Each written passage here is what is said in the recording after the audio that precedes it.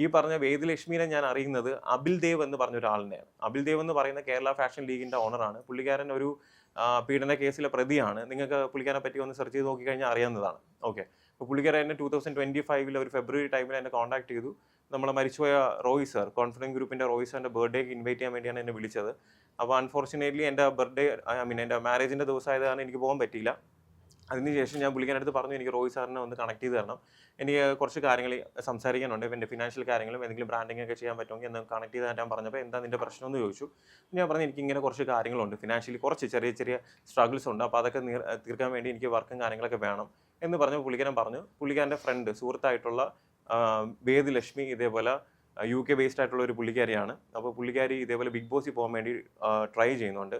അപ്പോൾ പുള്ളിക്കാരിക്ക് അതിൽ പോവുകയാണെന്നുണ്ടെങ്കിൽ നീ ഹെൽപ്പ് ചെയ്യണം, നീ മാക്സിമം സപ്പോർട്ട് ചെയ്യണം, സപ്പോർട്ട് ചെയ്ത് വീഡിയോസ് ചെയ്യണം. അപ്പോൾ എനിക്ക് വ്യക്തിപരമായിട്ട് ഈ വേദലക്ഷ്മിനെ അറിയത്തില്ല. അങ്ങനെ ഈ പറഞ്ഞ അബിൽ ദേവും വേദലക്ഷ്മിയും കൂടെ നമ്മളെ ബൊട്ടീക്കിൽ വരുന്നു, പുള്ളിക്കാരൻ്റെ ബർത്ത്ഡേ ഇവിടെ വെച്ച് സെലിബ്രേറ്റ് ചെയ്യുന്നു. അങ്ങനെ എന്നെ ഭയങ്കര കാര്യമായിട്ട് ഈ പറഞ്ഞ അബിൽ ദേവ് എൻ്റെ അനിയനാണ്, എനിക്ക് പറക്കാതെ പോയ എൻ്റെ സഹോദരനാണെന്നൊക്കെ പറഞ്ഞ് എൻ്റെ കൂടെ കൂടുന്നു. കൂടെ കൂടിയതിന് ശേഷം നിങ്ങൾക്ക് പലർക്കും ചെക്ക് ചെയ്യാൻ പറ്റും, ഞാൻ ഈ ബിഗ് ബോസിൻ്റെ സമയത്ത് വേദലക്ഷ്മിനെ സപ്പോർട്ട് ചെയ്തിരുന്നു. സത്യം പറഞ്ഞാൽ പേഴ്സണലി എനിക്ക് പുള്ളിക്കാരി ഇഷ്ടമല്ല, എന്നിരുന്നാലും ഈ പുള്ളിക്കാരെ എന്നെ ഫിനാൻഷ്യലി സപ്പോർട്ട് ചെയ്യാം, ഹെൽപ്പ് ചെയ്യാമെന്ന് പറഞ്ഞത് കാരണം പല സമയത്ത് ഹെൽപ്പ് ചെയ്തുകൊണ്ടും ഞാൻ ഫോഴ്സ്ഫുള്ളി സപ്പോർട്ട് ചെയ്യേണ്ടി വന്നതുമാണ്. അത് മാത്രമല്ല അതിൻ്റെ അകത്ത് ബിഗ് ബോസിൻ്റെ അകത്ത് ആദില നൂറയ്ക്ക് അഗൻസ്റ്റ് ഒക്കെ സ്റ്റേറ്റ്മെൻറ്റ് ഇറക്കിയിരുന്ന സമയത്ത് ഞാൻ പേഴ്സണലി പറഞ്ഞിരുന്നു എനിക്കത് സപ്പോർട്ട് ചെയ്യാൻ പറ്റത്തില്ല എന്ന് തന്നെയാണ് ഞാനന്ന് പബ്ലിക്കലി പറഞ്ഞിരുന്നത്. അപ്പം ഇതിങ്ങനെ പോകുന്നു. ഈ ട്രാൻസ്ഫർ ചെയ്യുന്ന സമയത്ത് പുള്ളിക്കാരൻ അക്കൗണ്ടിൽ നിന്ന് ചിലപ്പോൾ പുള്ളിക്കാരൻ്റെ അക്കൗണ്ടിൽ നിന്നായിരിക്കും, അല്ലെങ്കിൽ പുള്ളിക്കാരൻ റിലേറ്റ് ആയിട്ടുള്ള ആരെങ്കിലും അക്കൗണ്ടിൽ നിന്നായിരിക്കും എനിക്ക് ട്രാൻസ്ഫർ ചെയ്യുന്ന ചില സമയങ്ങളിൽ പുള്ളിക്കാരൻ പറഞ്ഞിട്ടുണ്ട് എൻ്റെ ഒരു സെൽഫി വീഡിയോ പുള്ളിക്കാരന് വേണം. എന്തിനാന്ന് വെച്ചാൽ ഇതേപോലെ എനിക്ക് ഇങ്ങനെ കാശിൻ്റെ ആവശ്യമുണ്ട്, അപ്പം ഇന്ന കാശ് ഞാൻ മേടിക്കണം, ഇന്ന് റിട്ടേൺ ചെയ്യുമെന്നുള്ള രീതിയിൽ ഒരു വീഡിയോ വേണമെന്ന് പറയുമ്പോൾ ശരി, ഞാൻ വിചാരിച്ചു ഇയാളൊരു ഫ്രണ്ടല്ലേ, സുഹൃത്തല്ലേ, നമ്മളൊരു വീഡിയോ വേണമെന്ന് പറയുന്നതായിരിക്കും. ഞാൻ അതിൽ തെറ്റായിട്ടൊന്നും വിചാരിച്ചില്ല. അപ്പോൾ ഞാൻ ചിന്തിച്ചു വേണോ വേണ്ടെന്ന് വിചാരിച്ചു. എന്നാലും എനിക്ക് ആ സമയത്ത് ഫിനാൻഷ്യലിയുള്ള ആവശ്യമുള്ളത് കാരണം ഞാൻ എന്ത് ചെയ്തു, അയച്ചു കൊടുത്തതിന് ശേഷം ഒരു 3-4 വീഡിയോ പുള്ളിക്കാരൻ്റെ കയ്യിൽ ഈ പറഞ്ഞ കണക്ക് വീഡിയോസ് ഉണ്ട്. അത് കഴിഞ്ഞതിന് ശേഷം എൻ്റെ കൂടെ ഈ പുള്ളിക്കാരൻ സംസാരിക്കാറുണ്ടായിരുന്നു, പുള്ളിക്കാരൻ്റെ പേഴ്സണൽ കാര്യങ്ങൾ എന്നോട് സംസാരിക്കാറുണ്ടായിരുന്നു, എൻ്റെ പേഴ്സണൽ കാര്യങ്ങൾ പുള്ളിക്കാരൻ സംസാരിക്കാറുണ്ടായിരുന്നു. പക്ഷേ ഒരു രീതിയിൽ ഞാൻ പുള്ളിക്കാരൻ്റെ വോയിസോ കാര്യങ്ങളൊന്നും റെക്കോർഡ് ചെയ്യാൻ നിന്നിട്ടില്ല, മനസ്സിലായില്ല. കാരണം നമ്മൾ പേഴ്സണലി സംസാരിക്കുന്ന കാണെങ്കിൽ റെക്കോർഡ് ചെയ്യാമെന്ന് പറയുന്നത് തന്നെ അതിൻ്റെ ഇൻറ്റൻഷൻ ശരിയായിട്ടുള്ള ഒരു കാര്യം അല്ലാത്തതുകൊണ്ടാണ്. ഓക്കെ. അപ്പോൾ ഈ പുള്ളിക്കാരൻ എനിക്ക് പേഴ്സണലി ഈ പറഞ്ഞ കണക്ക് ഫണ്ടും കാര്യങ്ങളൊക്കെ അയച്ചു തന്നതിന് ശേഷം ഇയാൾ എനിക്ക് ചെയ്യുന്ന കാര്യം എന്താണെന്ന് വെച്ച് കഴിഞ്ഞാൽ, ഇത് 2025 ആ ഒരു ജൂൺ ജൂലൈ സമയം തൊട്ട് ഇയാൾ ഫണ്ട് ട്രാൻസ്ഫർ ചെയ്ത് തരാറുണ്ടായിരുന്നു. ഓക്കെ. അപ്പോൾ ആ സമയത്ത് ഇയാൾ തിരിച്ച് അക്കൗണ്ട് പറയുമ്പം ഈ പറയുന്ന കണക്ക് വേറെ ആൾക്കാരുടെ അക്കൗണ്ട് ഡീറ്റെയിൽസ് ആണ് എനിക്ക് അയച്ചു തരുന്നത്. ഓക്കെ. ഈ വ്യക്തിയുടെ അക്കൗണ്ട് ഡീറ്റെയിൽസ് എനിക്ക് അയച്ചു തരത്തില്ല. ഇയാൾ ഈ പറഞ്ഞു നടക്കുന്നുണ്ട് ഇതിപ്പം എന്താണ് അഞ്ജലി ജെ നായർ എന്ന് പറഞ്ഞ ഒരാളുടെ അക്കൗണ്ട് എനിക്ക് അയച്ചിട്ടുണ്ട്. എനിക്ക് ഈ വ്യക്തി ആരാന്ന് പോലും അറിയത്തില്ല. അതേപോലെ പല പല ആൾക്കാരുടെ അക്കൗണ്ട് ഡീറ്റെയിൽസ് ഈ പുള്ളിക്കാരൻ അയച്ചു തന്നിട്ട് അതിലേക്ക് ട്രാൻസ്ഫർ ചെയ്യാൻ വേണ്ടി എൻ്റെ അടുത്ത് പറയുമായിരുന്നു. ഓക്കെ. നവീൻ എന്ന് പറഞ്ഞ ഒരാളുടെ അക്കൗണ്ട് ഡീറ്റെയിൽസ് അയച്ചു തന്നിട്ട് ഇതിലേക്ക് ട്രാൻസ്ഫർ ചെയ്യാൻ പറയും. അപ്പം ഞാൻ ഇയാൾ എനിക്ക് ഫണ്ട് അയച്ചു തരുന്നു, ഞാൻ ഈ പറയുന്ന അക്കൗണ്ടിലേക്ക് എന്ത് ചെയ്യുന്നു, ട്രാൻസ്ഫർ ചെയ്ത് കൊടുക്കുന്നു. പല പല അക്കൗണ്ടിലേക്ക് പറയും. ശരി, ഞാനപ്പോൾ എൻ്റെ ഒരു സുഹൃത്തല്ലേ, ഒരു ഫ്രണ്ടല്ലേ, നമ്മളെ ചതിക്കത്തില്ല എന്നുള്ള രീതിയിലാണ് ഞാൻ ഈ സംഭവങ്ങളെല്ലാം അയച്ചു കൊടുക്കുന്നത്. അപ്പോൾ ഇത് കഴിഞ്ഞതിന് ശേഷം ഒരു പ്രാവശ്യം ഈ പറഞ്ഞ കണക്ക് വേദലക്ഷ്മിനെ ആയിട്ട് എനിക്ക് ഫിനാൻഷ്യലി പുള്ളിക്കാരിയായിട്ടല്ല ബന്ധം, എനിക്ക് അബിൽ ദേവുമായിട്ടാണ് ഫിനാൻഷ്യലി ഉള്ള കാര്യങ്ങൾ. ഈ അബിൽ ദേവ് പറഞ്ഞിട്ടാണ്, ഇവരെന്തോ സുഹൃത്തുക്കളാണെന്ന് തോന്നുന്നത്, എന്താണ് അവർ തമ്മിലുള്ള റിലേഷൻ എനിക്കറിയത്തില്ല. അബിൽ ദേവ് ഈ പറഞ്ഞ ബിഗ് ബോസിൻ്റെ സമയം തൊട്ടേ ഭയങ്കരമായിട്ട് സപ്പോർട്ടിങ് കാര്യങ്ങളൊക്കെ ചെയ്യുന്നത് മാത്രമേ എനിക്ക് അറിയത്തുള്ളൂ. അപ്പോൾ ചില സമയത്ത് ഒരു പ്രാവശ്യം മാത്രം വേദലക്ഷ്മിയുടെ അക്കൗണ്ടിൽ നിന്ന് എന്ത് ചെയ്തു, എൻ്റെ അക്കൗണ്ടിലേക്ക് ഫണ്ട് ട്രാൻസ്ഫർ. അതിനു മുന്നേ ഇനിഷ്യലി ഉണ്ടായിരുന്നതിൽ പുള്ളിക്കാരി തന്നെ എനിക്ക് പുള്ളിക്കാരിയുടെ വേറൊരാളുടെ, വേദലക്ഷ്മിയുടെ അല്ലാതെ ധന്യശ്രീ എന്ന് പറഞ്ഞ ഒരാളിൻ്റെ അക്കൗണ്ട് ഡീറ്റെയിൽസ് അയച്ചു തന്നിട്ട് ഇതിലേക്ക് ഫണ്ട് ട്രാൻസ്ഫർ ചെയ്യാൻ വേണ്ടി എൻ്റെ അടുത്ത് ആവശ്യപ്പെട്ടു. ഇത് വേദലക്ഷ്മിയുടെ ചാറ്റാ. ഇതിൽ പ്രധാനപ്പെട്ട ഏറ്റവും വലിയ കാര്യം എന്താണെന്ന് വെച്ച് കഴിഞ്ഞാൽ, ഈ പുള്ളിക്കാരി ഇന്നേ വരെ ഈ സെക്കൻഡ് വരെ പുള്ളിക്കാരിയുടെ അക്കൗണ്ട് ഡീറ്റെയിൽസ് എനിക്ക് അയച്ചു തന്നിട്ടില്ല. ഓക്കെ. ഈ സെക്കൻഡ് വരെയും ഈ പുള്ളിക്കാരി എന്താ ആവശ്യപ്പെടുന്നത്, പുള്ളിക്കാരിക്ക് ഞാൻ ഫണ്ട് കൊടുക്കണമെന്നാണ് പറയുന്നത്. പക്ഷേ ഈ സെക്കൻഡ് വരെയും പുള്ളിക്കാരിയുടെ ചാറ്റിൽ എനിക്ക് പുള്ളിക്കാരിയുടെ അക്കൗണ്ട് ഡീറ്റെയിൽസ് അയച്ചു തന്നില്ല. എന്തുകൊണ്ട് അയച്ചു തന്നില്ല? ഇപ്പോൾ പുള്ളിക്കാരിക്കാണ് ഫണ്ട് കൊടുക്കാനുള്ളതെന്നുണ്ടെങ്കിൽ പുള്ളിക്കാരിയുടെ അക്കൗണ്ട് ഡീറ്റെയിൽസ് അയച്ചാണ്. അത് മാത്രമല്ല, ഈ അബിൽ ദേവനും വേദലക്ഷ്മിക്ക് അഗൻസ്റ്റ് ഇതിനു മുന്നേ എൻ്റെ വോയിസ് എല്ലാം ഞാൻ പബ്ലിക്കലി ഇടും. അതേപോലെ തന്നെ ഈ വീഡിയോസ്, ഈ പറഞ്ഞ ഞാൻ അയച്ചു കൊടുത്ത സെൽഫി വീഡിയോസ് എല്ലാം പബ്ലിക്കലി ഇടുമെന്ന് പറഞ്ഞ് എന്നെ ത്രെട്ടൻ ചെയ്ത്, ഞാൻ ഇലക്ഷൻ്റെ സമയത്ത് പോകാൻ വേണ്ടി മുൻകൂട്ടി ഇരിക്കുന്ന സമയത്ത് എന്നെ അവരുടെ വീട്ടിൽ വിളിച്ച് വരുത്തി ഈ പറഞ്ഞ വേദലക്ഷ്മി വീഡിയോ എടുത്ത് ഈ പുള്ളിക്കാരനെ വെച്ചിട്ട് ഇതേപോലെ ഫണ്ട് കൊടുക്കാനുണ്ടെന്നുള്ള രീതിയിൽ എന്നെ കൊണ്ട് ഒരു വീഡിയോ ചെയ്യിപ്പിച്ചു. എന്നിട്ട് പറഞ്ഞ് എന്നെ ബുദ്ധിമുട്ടിക്കത്തില്ല, ഇത് മാത്രമേ ഉള്ളൂ എന്ന് പറഞ്ഞിട്ട് എന്നെ കൊണ്ട് എന്ത് ചെയ്യിപ്പിച്ചു, ഒരു വീഡിയോ ചെയ്യിപ്പിച്ചു. അവിടെ ആ വീഡിയോ ഷൂട്ട് ചെയ്ത് വേദലക്ഷ്മിയാണ്, അവിടെ CCTV ഉണ്ട്, അബിൽ ദേവാണ് അത് ചെയ്ത് കഴിഞ്ഞതിന് ശേഷം ഇലക്ഷന് പോയ സമയത്ത് ഈ പുള്ളിക്കാരി വേദലക്ഷ്മി പൊളിറ്റിക്കലി എന്നെ പറ്റി സ്റ്റോറീസ് ഇട്ടു എന്ന് വെച്ചാൽ ഇങ്ങനെ ഞാൻ കറപ്റ്റഡ് ആയിട്ടുള്ള ആളാണ് അങ്ങനെ ഇങ്ങനെയൊക്കെ പറഞ്ഞു. ആ സമയത്ത് എൻ്റെ അടുത്ത് ഫണ്ട് ആവശ്യപ്പെട്ടു.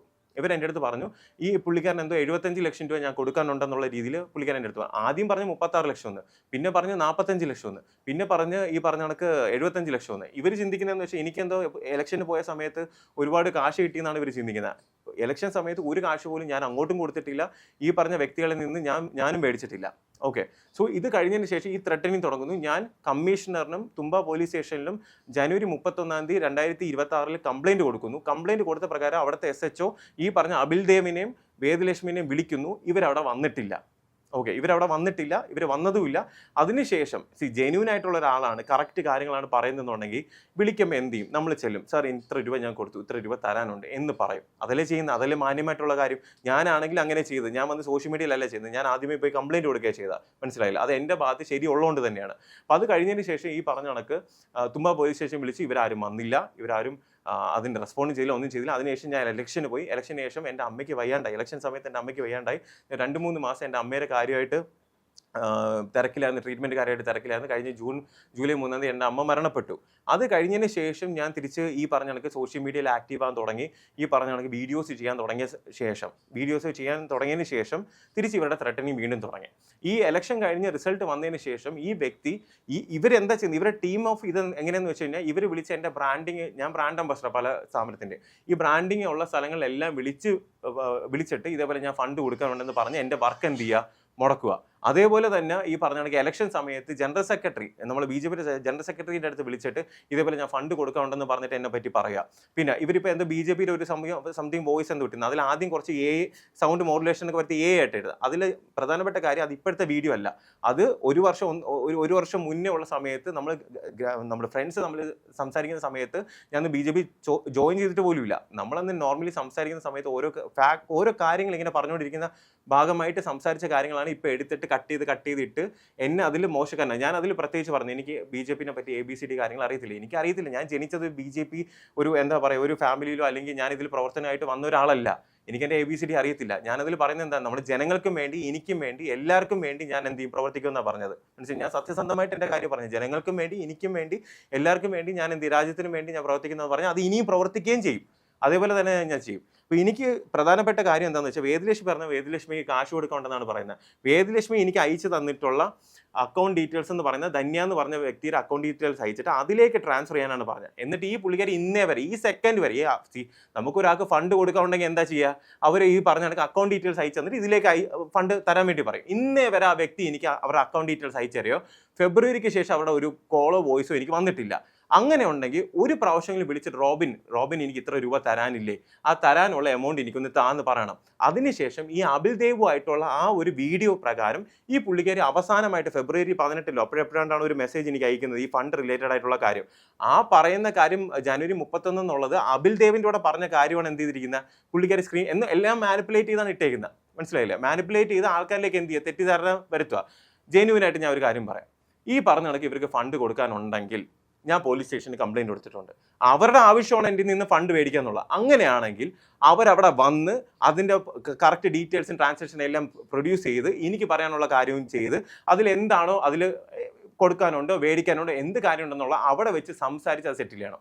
എൻ്റെ അഭിപ്രായ പ്രകാരമാണെങ്കിൽ പ്രൊമോഷൻ ഞാൻ ഒരെണ്ണം ഗീവ് അവേ ചെയ്തതിൻ്റെ പേയ്മെൻറ്റ് പോലും എനിക്ക് കിട്ടിയിട്ടില്ല. മനസ്സിലായില്ലേ? ഞാൻ കൊടുത്തതെല്ലാം അക്കൗണ്ട് ട്രാൻസാക്ഷൻ എല്ലാം എൻ്റെ കയ്യിലുണ്ട്. അവർ പറഞ്ഞ പിന്നെ ഈ പറഞ്ഞ കഴിഞ്ഞ മാർച്ചിലാണ് പുള്ളിക്കാരൻ്റെ അക്കൗണ്ട് ഡീറ്റെയിൽസ് ഞാൻ കംപ്ലൈൻറ്റ് കൊടുത്തതിന് ശേഷമാണ് ഞാൻ ചോദിച്ചത്. ആ അക്കൗണ്ട് ഡീറ്റെയിൽസ് എനിക്ക് തരുകയും ചെയ്തു. തന്ന പ്രകാരം ഞാൻ അതിലേക്ക് 11 ലക്ഷം രൂപ അതിലേക്കും ട്രാൻസ്ഫർ ചെയ്ത് കൊടുത്തു. കാരണം അതുവരെ എനിക്ക് വിശ്വാസമായിരുന്നു ഇയാളെ മുന്നേ. ഈ കംപ്ലൈൻറ്റ് കൊടുത്തതിന് ശേഷം ഇത് ശരിയാവില്ലെന്ന് വിചാരിച്ചാൽ അപ്പോഴാണ് ഇയാൾ എൻ്റെ അടുത്ത് ആദ്യമായിട്ട് ഇയാളുടെ അക്കൗണ്ട് ഡീറ്റെയിൽസ് ഞാൻ കാണിച്ചു തരാം. ഇയാളുടെ അക്കൗണ്ട് ഡീറ്റെയിൽസ് എനിക്ക് ആദ്യമായിട്ട് അയച്ചു തരുന്നത് മാർച്ചിലാണ്.